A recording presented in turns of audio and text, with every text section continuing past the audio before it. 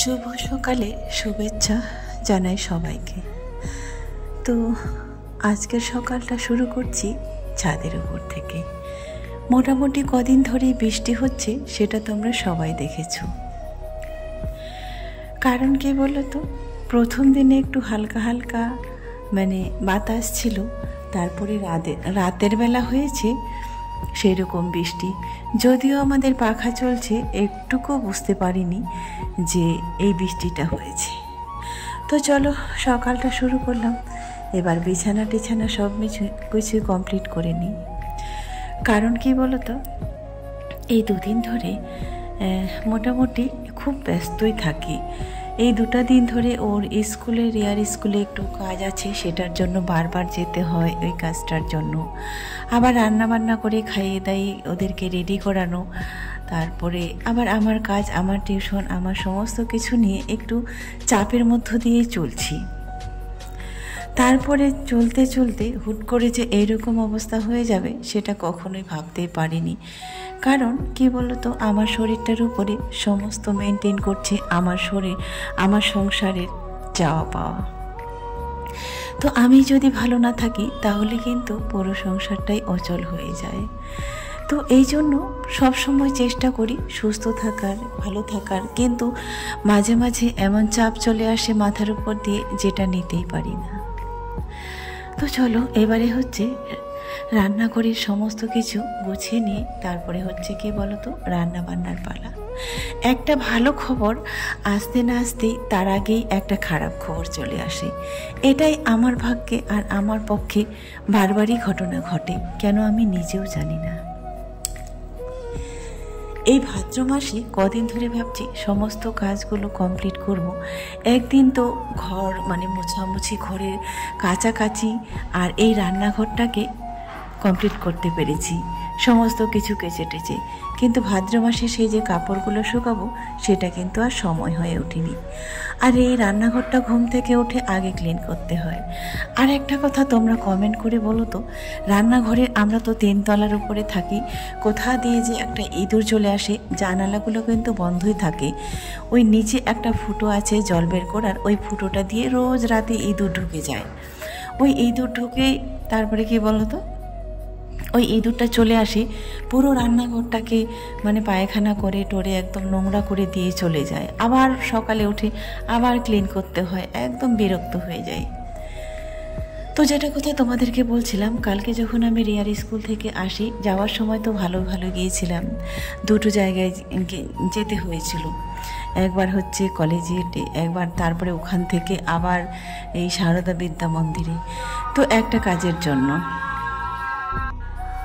তো আজকে কিন্তু আমি বিছানায় শুয়ে আছি, আর আজকে রান্না বান্না করছে কিন্তু রিয়া।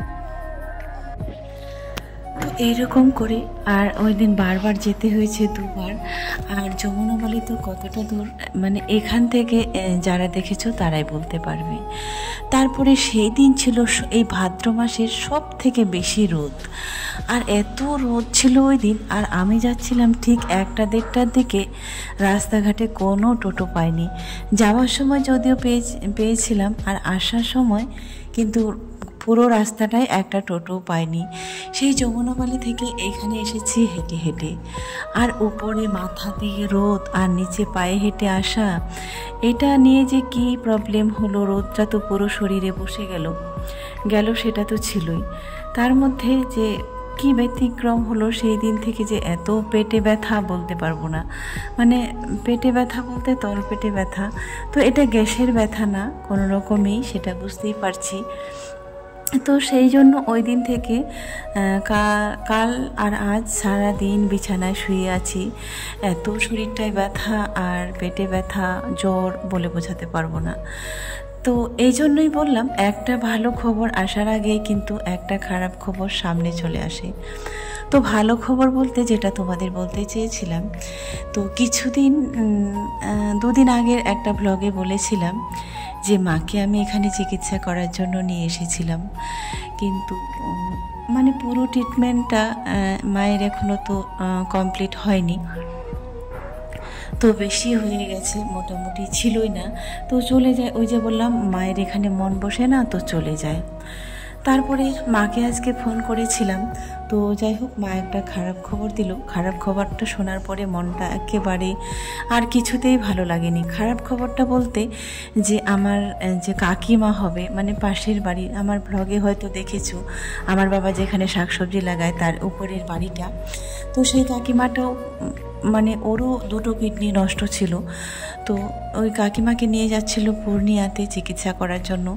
তারা আর কি খুব একটা যে ওরকম যে বুঝে উঠবে কিংবা ভালো, সেরকম তারা বুঝে উঠতে পারেনি যে কোথায় নিয়ে গেলে ভালো হবে। এবার গ্রামে গঞ্জের ব্যাপার তো তোমরা বুঝতেই পারছো, যে যেখানে বলছে সেখানে নিয়ে চলে যাচ্ছি। তো মাকে আমি আনার পরে, এখানে যাওয়ার পরে মা মোটামুটি মানে আগের তুলনায় অনেকটা সুস্থ ছিল। তো মাকে দেখতে এসেছিল, তখনই বলেছিল, তো তখনই শুনেছিলাম যে আমার কাকিমাই বলেছিল যে আমারও তো এরকম দুটো কিডনি নষ্ট। আর ওই কাকিমাটার একেবারে মনে হচ্ছে যে থার্ড স্টেজে ছিল, কারণ তার খাওয়া দাওয়াটা টোটালি বন্ধ হয়ে গেছিলো, চলাফেরা বন্ধ হয়ে গেছিলো। তাও আমি বলেছিলাম যে কাকিমা আমার মা যেখানে ভালো হলো সেখানে যাবে। বললো কে আমাকে নিয়ে যাবে, কি করে যাব? তাও আমি বলেছিলাম যে চলো আমি নিয়ে যাব, আমার সাথে যাব। দেখো আমার কতটা সামর্থ্য আছে কিংবা নাই, খাওয়াতে পারতাম কি না, তারপরেও কিন্তু কথাটা বলেছিলাম যে কাকিমা আমি নিয়ে যাব। এবার যদি আসতো তাহলে কিন্তু যে একটা সপ্তাহ যে খাওয়াবো, 2 সপ্তাহ খাওয়াতাম, সেটা কিন্তু আমার কমতি হতো না, খাওয়াতে পারতাম। তো সেই কাকিমাটার আজকে খবর দিল যে তোর কাকিমাকে আজকে তার যা ছিল গয়নাগাটি সমস্ত কিছু দিয়ে এখন কলকাতায় নিয়ে গেছে কালকে। তো তারপরে বলে দিয়েছে যে ডায়ালিসিস দিতে বলেছে। তা ডায়ালিসিস দিলে তো পেশেন্টটা কোন পর্যায়ে যায়, তো সেটা তো তোমরা বুঝতেই পারছো। এটা শোনার পরে খুব মনটা খারাপ লাগলো। তো যাই হোক, এর আগে যখন আমি শ্রাবণ মাসে গিয়েছিলাম তখন রিয়া আর আমি, তখন মাকে বলেছিলাম যে চলো মা আমার সঙ্গেই চলে যাবে, আমরা একসঙ্গে নিয়ে যাব, তোমার ট্রিটমেন্টের সময়ও চলে আসছে, ওষুধও শেষের দিকে, আর একবার ব্লাডটাও টেস্ট করে নেব। তো মা বলল যে কদিন পরেই যাব, মানে বলতে আমার বড় মেয়ে আসবে, তার সঙ্গে আসবে, এটাই বলেছিল। তো ওর সঙ্গে একবারে যাব। তো আমি বলেছি ঠিক আছে, তাহলে তারাও তো আসার কথা, বড় জামাই যখন ঘুরে গেল তো তখন বলেছিল যে ওদেরকেও নিয়ে আসবো। তো আমি বলেছি ঠিক আছে তাহলে তার সঙ্গেই আসো।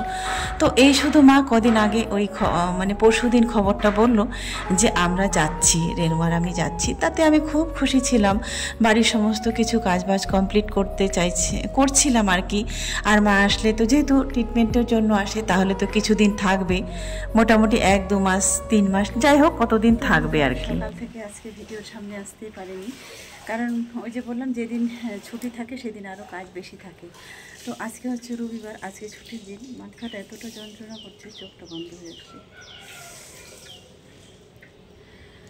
তো বললাম যেদিন হচ্ছে ছুটির দিন সেদিনে বেশি কাজ থাকে যদিও। তো আজকে তাও সকাল থেকে ব্লগটা শুরু করতে পারিনি। কাজ হলে ওই কাজের ধান্দায় একটার পর একটা করতে থাকি, যদিও রান্নাবান্না এখনও হয়নি। ওই যে কচুর লতিটা ছাড়িয়ে রেখে স্নান করতে এলাম, স্নান টান করে এখন যাব হচ্ছে রান্নার দিকে। আকাশটা আজকে এত পরিষ্কার ছিল, হচ্ছে কাপড়গুলো শুকাতে দিলে পারতাম, কিন্তু সেই ব্যবস্থাটা আজকে হলোই না। চলো একটু দেখা। তো আজকে কিন্তু সারাদিনে রান্নাবান্না সমস্ত কিছু রিয়াই করেছিল, আমি বিছানায় শুয়ে আছি। তারপরে সন্ধেবেলা গিয়েছিল আমার জন্য ওষুধ আনতে গিয়েছিল, কিন্তু ওর কাকুকে কিন্তু ওরা বলে যায়নি যে কাকু আমরা ওষুধ আনতে এসেছি। কারণ আমি বলিনি যে যাবে আর ওষুধটা নিয়ে চলে আসবে, যে কত আর ওষুধ দিবে, কারণ পেটের ব্যথা এটাই বলেছি, যদি মানে ভারী কিছু ওষুধ লাগে তাহলে আমরা কিন্তু যাই না, আমি বলে দিই, তখন আমাকে ঘরে ওষুধ দিয়ে যায়। তো এটার জন্য আমি বলিনি আজকে যে হাতে পয়সা কড়িরও ব্যাপার আছে কি না এরকম বলবো, সেটা ভেবে কিন্তু বলিনি। কিন্তু দেখো ওই যে কথায় বলে না যে তোমাকে মানে তোমাকে হেল্প করার জন্য, সাহায্য করার জন্য বিপদের সময় যে পাশে থাকে সেই হচ্ছে তোমার মানে কি বলবো প্রকৃত বন্ধু, একটা কথায় বলে না। কিন্তু তারা যখন দোকানে গেল, যাচ্ছে আর কি রাস্তায়, তখনই তাকে আবার দেখে নিয়েছি। তখনই আমাকে ফোন করলো যে বাচ্চাগুলো কোথায় পাঠিয়েছো। তো আমি বললাম এরকম যে ওরা দুবনে গেছে আমার জন্য ওষুধ আনতে, বলছে আমাকে তো বলোনি কি ওষুধ নেবে। তো আমি বললাম এরকম গ্যাসের ওষুধ ঘরে ছিল না, আর আমার পেটে ব্যথা। তো বললো ও ঠিক আছে। আমি বললাম আর নাকি ওরা নাকি মাংস নিবে, তো এটাই আর কি বলেছিলাম, তো মাংস